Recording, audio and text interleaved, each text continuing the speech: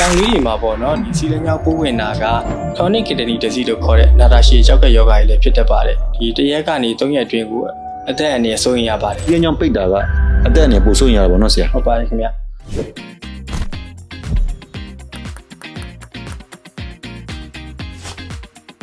အားလုံးပဲမင်္ဂလာပါ Vet Talk Pocket Channel မှာကြိုဆိုပါရစေကျွန်တော်ဒီနေ့ပြောပြသွားမယ့်အကြောင်းကတော့ကြောင်လေးတွေမှာတွေ့ရများတဲ့စီးလညောင်းပြဿနာအကြောင်းပဲဖြစ်ပါတယ်ကျွန်တော်နဲ့အတူဆွေးနွေးပေးဖို့ဆရာဝန်တယောက်ကိုလည်းဖိတ်ခေါ်ထားပါတယ်မင်္ဂလာပါဆရာ ဟုတ်ကဲ့မင်္ဂလာပါခင်ဗျ ဆရာနာမည်ကိုမိတ်ဆက်ပေးပါအောင်ဆရာ ဟုတ်ကဲ့ပါကျွန်တော်ကတော့ပတ်ဝါဗဒန်နီကလင်းနဲ့မှာဒေါက်တာရင်းရောင်ပဲဖြစ်ပါတယ် ဟုတ်ကဲ့ပါဆရာအခုလိုမျိုးကျွန်တော်တို့ channel ကိုလာပြောကြပြီးတော့ဆရာကိုကျေးဇူးတင်ပါတယ်ဆရာ ဟုတ်ကဲ့ပါခင်ဗျ ဟုတ်ကဲ့ပါဆရာဆေးကန်းမှာဆိုရင်ဒီစီးလညောင်းပြဿနာတွေပေါ့နော်ကြောင်ထီးတွေနဲ့ကြောင်မာလေးမှာဘယ်မှာပို့ပြီးတွေ့ရများလဲဆရာ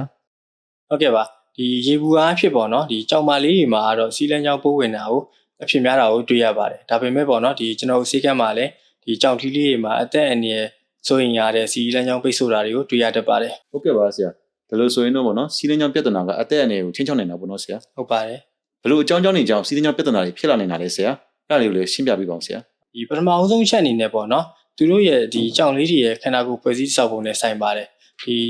ကြောင်မာလေးတွေမှာဆိုရင်ဒီသူတို့ရဲ့ခန္ဓာကိုယ်ဖွဲ့စည်းတည်ဆောက်ပုံကစီလန်ကြောင်းကတူပြီးတော့အခြေတဲ့ကြောင့်မလို့ဖြစ်ပါတယ်အဲ့ဒါကြောင့်မလို့ပေါ့နော်ဒီပြင်ပကနေပြီးတော့ယောဂပိုးဝင်ရောက်နိုင်ခြင်းများပါတယ်ဒီကြောင်ထီးလေးတွေမှာဆိုရင်တော့သူတို့ရဲ့ခန္ဓာကိုယ်ဖွဲ့စည်းတည်ဆောက်ပုံကရှည်ပြီးတော့အခြေတဲ့ကြောင့်မလို့ဖြစ်တယ်ဆိုတော့ဒီအဲ့ဒါကြောင့်မလို့ပေါ့နော်ဒီစီလန်ကြောင်းပိတ်ဆို့တာတွေကိုကြောင်ထီးလေးတွေမှာတော့အတွေ့ရများပါတယ်ဒုတိယချက်အနေနဲ့ပေါ့နော်ဒီအစားတောက်နဲ့လည်းဆိုင်ပါတယ်ဥပမာအနေနဲ့ပြောရမယ်ဆိုရင်တော့ဒီ mineral salt များတဲ့အစာကြောက်တွေကျွေးခြင်းကြောင့်မို့လည်းဖြစ်နိုင်ပါတယ်ဒီနောက်ဆုံးချက်အနေနဲ့ပေါ့နော်ဒီရေဆောင်နေရကြောင့်လည်းဖြစ်တတ်ပါတယ်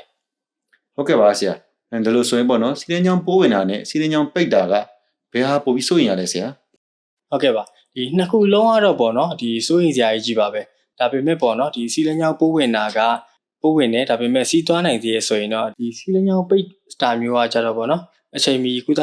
မှုမခံဘူးဆိုရင်တော့ဒီယူရီမီယာလို့ခေါ်တဲ့စီးစိတ်တက်တာတွေဖြစ်တတ်တယ်နောက်ပြီးတော့ဒီစီးရင်ကွဲထွက်တာမျိုးတွေဖြစ်တတ်ပါတယ်နောက်ချက်ကတော့ပေါ့နော်ဒီ electrolyte imbalance မညီမျှမှုတွေကြောင့်မို့လို့ဒီအသက်အန္တရာယ်စိုးရိမ်ရခြင်းဖြစ်နိုင်ပါတယ် ဟုတ်ကဲ့ပါဆရာဒါလို့ဆိုရင်တော့ပေါ့နော်စီးလညောင်းပိတ်တာကအသက်အန္တရာယ်ပိုစိုးရင်ရတာပေါ့နော်ဆရာ ဟုတ်ပါတယ်ခင်ဗျ စီးလညောင်းပိတ်တာဘယ်နှစ်ရက်လောက်ကြာရင်အသက်အန္တရာယ်ကိုချင်းချောင်းနိုင်လဲဆရာ ဒီလုံးဝစီးမသွားနိုင်တဲ့အခြေအနေမျိုးမှာဆိုရင်ပေါ့နော်ဒီတစ်ရက်ကနေ3ရက်အတွင်းကိုအသက်အန္တရာယ်စိုးရိမ်ရပါတယ် ဟုတ်ကဲ့ပါဆရာစီးလညောင်းပြဿနာတွေကဘယ်တစ်ရက်လောက်မှပိုပြီးအဖြစ်များရလဲဆရာ ဒီအသက်အရွယ်မရွေးတော့တွေးရများပါတယ်ဒါပေမဲ့ပေါ့နော်ဒီအသက်အရွယ်ပေါ်မူတည်ပြီးတော့ဒီဖြစ်ပွားမှုနှုန်းတွေကလည်းမတူညီကြပါဘူး ဟုတ်ကဲ့ပါဆရာအဲ့ဒါလေးနဲ့ပတ်သက်ပြီးတော့လည်းအသေးစိတ်လေးရှင်းပြပေးပါအောင်ဆရာ ဥပမာအနေနဲ့ပေါ့နော်ဒီအသက်တစ်နှစ်ယောက်ကလေးတွေမှာဆိုရင်တော့ဒီစီလန်ချောင်းပိုးဝင်တာမျိုးတွေစီလန်ချောင်းပိတ်ဆို့တာမျိုးကတော့အတွေ့ရတာအတော်လေးရှားပါတယ်ဒီအသက်တစ်နှစ်နဲ့9နှစ်ကြာမှဆိုရင်တော့ဒီစီလန်ချောင်းပိုးဝင်တာတွေစီလန်ချောင်းပိတ်ဆို့တာတွေကိုမကြာခဏတွေ့ရတတ်တယ်ဒီအသက်9နှစ်ထက်ကလေးမှာဆိုရင်တော့ပေါ့နော်စီလန်ချောင်းနဲ့ပြဿနာတွေကိုခဏခဏတွေ့ရတတ်ပါတယ်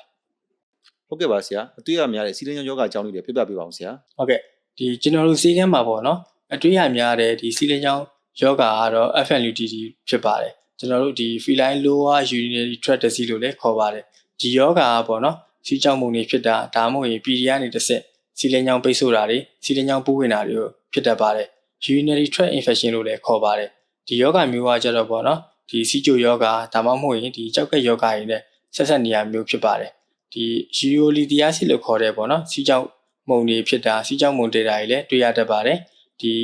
chronic kidney disease လို့ခေါ်တဲ့နာတာရှည်ကြောက်ကက်ယောဂါတွေလည်းဖြစ်တတ်ပါတယ်ကြောင်လေးတွေမှာပေါ့နော်ဒီနာတာရှည်ကြောက်ကက်ယောဂါကဒီစီးကြောင်ဖြစ်ပြီးတော့နောက်ဆက်တွဲအနေနဲ့ဝင်ရောက်လာတဲ့ယောဂါတွေကြောင့်မလို့ဖြစ်တာများပါတယ် ဟုတ်ကဲ့ပါဆရာစီးလညောင်းပြဿနာကိုကနဦးအနေနဲ့ဘယ်လိုအချက်တွေကိုကြည့်ပြီးကြိုပြီးသိနိုင်မလဲဆရာ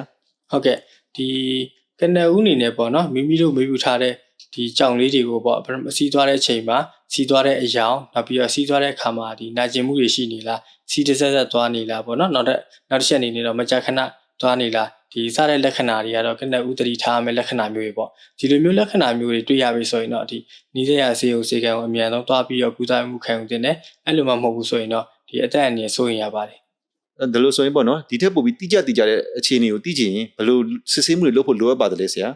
ဟုတ်ကဲ့ဒီတိကျတဲ့အဖြစ်မျိုးကိုလိုချင်နေဆိုရင်ပေါ့နော်ဒီတွေးနဲ့စီးစစ်ဆေးမှုတွေပြုလုပ်တင်တယ်နောက်ပြီးတော့ပေါ့နော်ဒီစီးရိမ်ထဲမှာစီးကြောက်တွေရှိနေလားဒီစီးလမ်းကြောင်းမှာကြောက်တွေရှိနေလားသိရအောင်တော့ဒီတက်မှန်ရိုက်တာမျိုးတွေပြုလုပ်တင်တယ်တခါတည်းမှာပေါ့နော် ဒီတက်မှန်ရိုက်တာတွေကဒီစီးအိမ်ထဲမှာရှိတဲ့စီးအမုံတွေပြည်ဒီနောက်ပြီးတော့ဒီစီးအိမ်နေရနေထူးနေရတယ်မမြင်ရနိုင်ပါဘူးဒါကြောင့်မလို့ပေါ့နော်ဒီထက်ပိုပြီးတိကျသေးချာခြင်းနေဆိုရင်တော့ဒီအထာဆောင်ရိုက်ပြီးတော့စီးမုံတွေရှိနေလားနောက်ပြီးတော့ဒီစီးအိမ်နေရနေထူးနေလားဆိုတာကိုသိရနိုင်ပါတယ်ဒီလိုမျိုးတိကျကျသိရဆိုရင်တော့ဒီ CIO ကနေပြီးတော့ဒီတေချာတဲ့ကုသမှုနဲ့ခံယူလို့ရပါတယ် ဟုတ်ကဲ့ပါဆရာအခုလိုမျိုးအသေးစိတ်ပြပြပြီးလို့ကျေးဇူးတင်ပါတယ်ဆရာ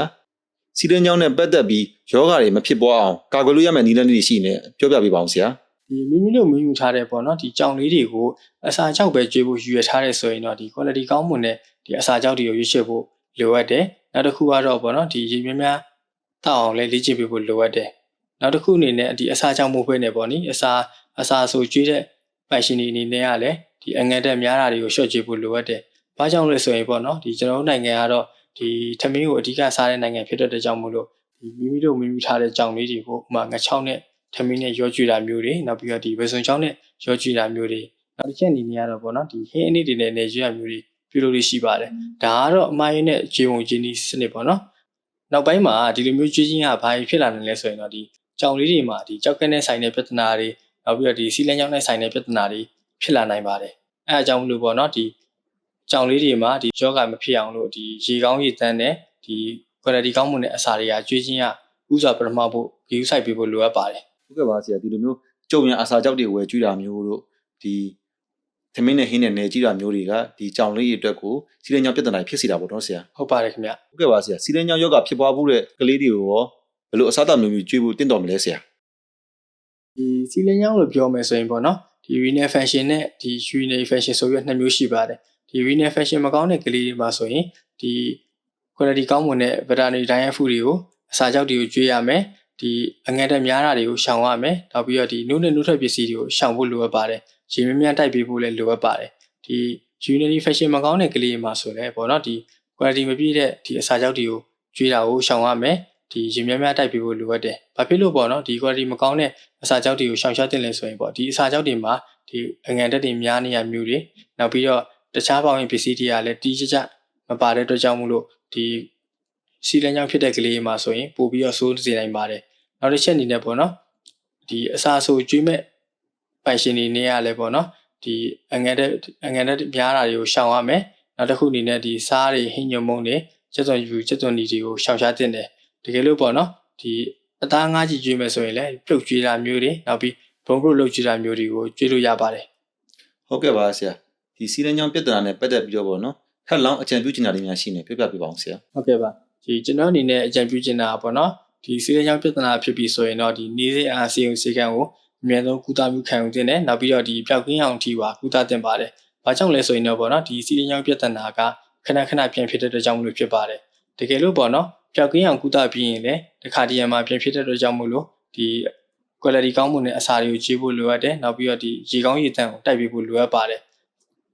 ဘာဖြစ်လို့လဲဆိုရင်ပေါ့နော်တခါလီမှာဒီတချို့ကြောင်လေးတွေကဒီရေချိုးခန်းထဲမှာရှိတဲ့ရေတွေတောက်တာမျိုးတွေနောက်ပြီးတော့ဒီ toilet ထဲမှာရှိတဲ့ရေတွေတောက်တာမျိုးတွေကိုပြုလုပ်လို့ရှိပါတယ်ဒါတွေကိုထိန်းသိမ်းပေးဖို့အရေးကြီးပါတယ်ခင်ဗျ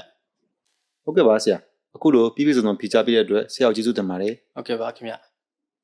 တရိษံနဲ့ပတ်သက်တဲ့ကျန်းမာရေးဗဟုသုတတွေကိုကျွန်တော်တို့ channel ကအစဉ်အမြဲတင်ဆက်နေတာမလို့နောက်ပတ်တွေမှာလည်းစောင့်မျှော်ကြည့်ရှုပေးဖို့ဖိတ်ခေါ်အပ်ပါတယ်အားလုံးကိုကျေးဇူးတင်ပါတယ်